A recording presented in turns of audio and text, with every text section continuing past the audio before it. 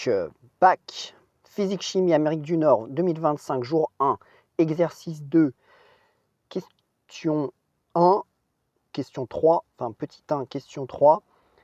Donc, avant cette question, on nous donne un tableau des calculs de accélération qui ont été faits à partir d'un programme Python.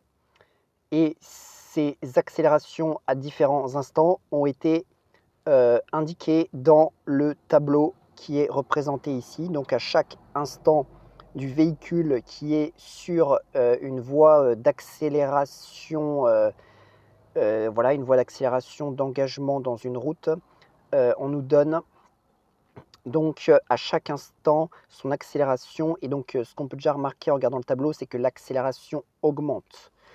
Et donc si nous observons la question 3, il nous demande vérifier l'information du texte disant que la clotoïde permet une augmentation linéaire dans le temps de l'accélération. Donc ces mesures d'accélération ou ces calculs d'accélération qui sont donnés dans ce tableau s'effectuent dans la clotoïde, qui est donc une partie de la bretelle sur laquelle circule le véhicule pour s'engager sur une autre route. Et donc, les accélérations de ce tableau sont celles qui sont dans la partie clotoïde. Et donc, il faut justifier l'information qui est donnée au début de cet exercice, qui indique que cela permet une augmentation linéaire dans le temps de l'accélération. Donc, il faut bien connaître ce que signifie une variation linéaire d'une grandeur en fonction d'une autre. Là, ici, c'est bien ce qu'ils nous disent dans cette expression qui est 30 guillemets. Hein. On a une augmentation linéaire dans le temps de l'accélération, ce qui signifie que l'accélération doit augmenter linéairement par rapport au temps. En fonction du temps, l'accélération doit augmenter linéairement. Et qu'est-ce que ça veut dire linéairement ? Qu'est-ce que ça veut dire augmentation linéaire? Cela veut dire que, en quelque sorte, si on se réfère aux mathématiques, ça veut dire que l'accélération est exprimée selon une fonction linéaire en fonction du temps. Ce qui signifie que si on fait une représentation graphique des deux grandeurs, eh bien on doit avoir l'accélération qui doit être représentée graphiquement en fonction du temps selon une droite qui passe par l'origine. Ce qui veut dire également que l'accélération et le temps sont proportionnels. Donc, dans cet exercice, dans cette question, il va falloir justifier que l'accélération est bien proportionnelle au temps, en quelque sorte. Donc, on va regarder ce tableau et en fait, on va justifier que ce tableau qui donne l'accélération en fonction du temps est bien un tableau de proportionnalité. Donc, il y a différentes manières de faire cette justification, mais il faut se débrouiller pour justifier, en fait, dans cette question, que l'accélération est proportionnelle au temps.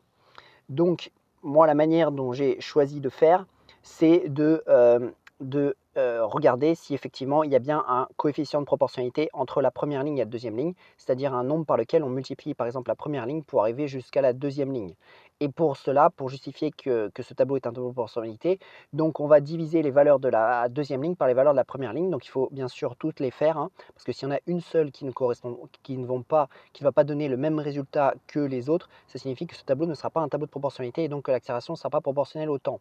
Sinon, il y a une autre technique, hein, ça peut être aussi de représenter graphiquement l'accélération en fonction du temps et de voir que ça donne une droite qui passe par l'origine, que tous les points sont alignés avec l'origine du repère.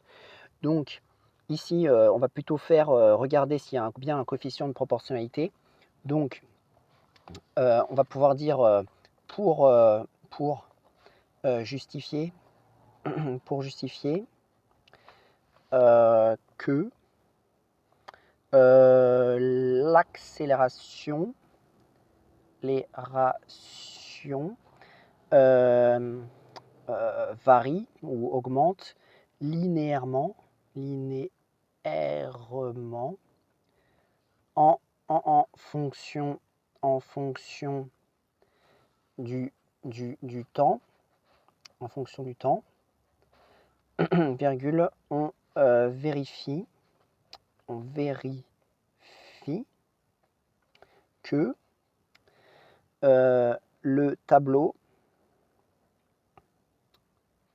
est un tableau de proportionnalité. Proportionnalité. Voilà, on va vérifier cela. Donc, on va faire chacun des calculs. On a une aide de calcul qui nous est donnée ici, mais donc il faut diviser en quelque sorte les valeurs de la première ligne par les valeurs de la deuxième ligne.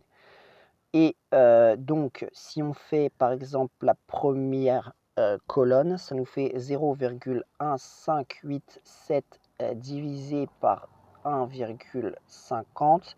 Et d'après l'aide de calcul, c'est donc là, bon, environ égal. Donc, on va arrondir à mettant 3 chiffres significatifs, puisque par exemple ici, le plus petit chiffre qu'il y a dans cette division est 3 chiffres significatifs, le plus petit nombre de chiffres significatifs. Donc 1, 0, 6, voilà. On fait le suivant, donc c'est-à-dire 0,3218 divisé par 3,00. Ça nous fait, bon, on va mettre plutôt égal, parce qu'en physique, on ne met pas environ égal, on met plutôt égal. Hein. Donc, ça fait 0,107. Voilà. Très bien. Ensuite, 0,4824 sur 4,50. Donc, égale, donc d'après l'aide de calcul, toujours 0,107. Voilà. Donc, il faut faire tous ces calculs. On a toutes les aides de calcul qui nous sont données ici. Et ce que l'on remarque, c'est qu'on obtient soit 0,106, soit 0,107 comme résultat. Donc tous ces résultats sont assez proches. Tous ces résultats sont assez proches. Bon, bien sûr, il faut tous les faire. Il faut s'assurer qu'à chaque fois, on obtient la même valeur. Sinon, s'il y a une valeur aberrante, ça ne correspond pas. Hein. Donc là, ça a l'air de bien fonctionner.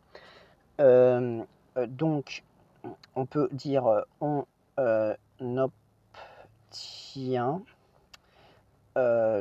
toujours la même valeur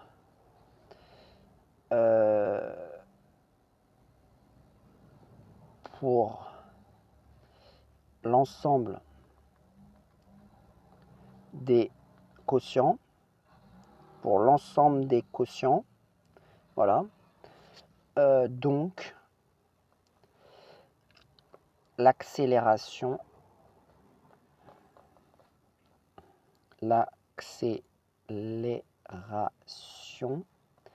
est proportionnelle au temps. Voilà. L'accélération est proportionnelle au temps. On peut dire l'affirmation